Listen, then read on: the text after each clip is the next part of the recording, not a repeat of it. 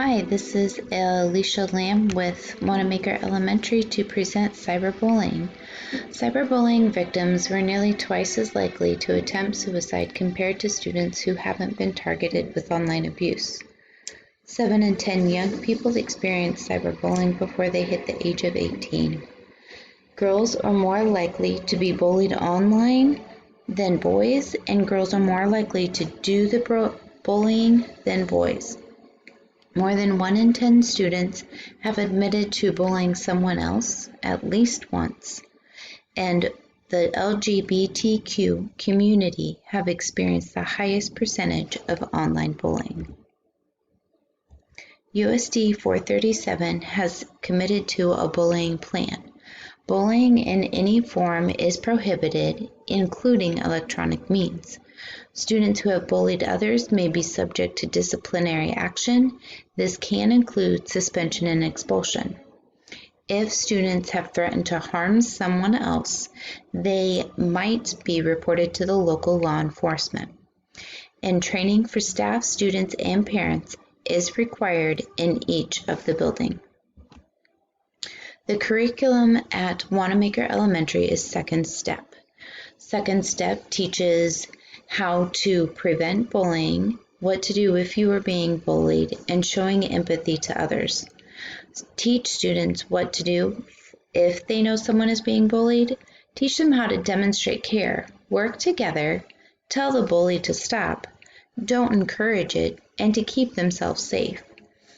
Teach students who are being bullied at school or after school that they need to report to a school person, collect evidence, report to the site, app, or game which the bullying is occurring, and talk to a trusted adult.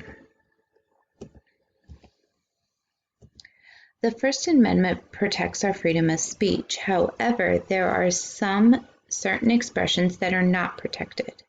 For instance, if the expression substantially or materially disrupts learning, if it interferes with the educational process or school discipline, if it utilizes school-owned technology to harass, or if the speech threatens other students or infringes on their civil rights, they may seek disciplinary actions. So what's next? We debunk the misperceptions about digital behavior through teaching digital citizenship. We build empathy and understanding in our students. We teach online safety to look out for online predators and bullying behaviors. And we equip our community with strategies to reject digital abuse in their daily lives. So our do's and don'ts. How do we stop bullying, cyberbullying? We tell parents they should not attempt a vigilant approach by confronting those cyberbullies themselves. This can have a negative reaction on their own child. They can help their child to understand that the bullying is not their fault.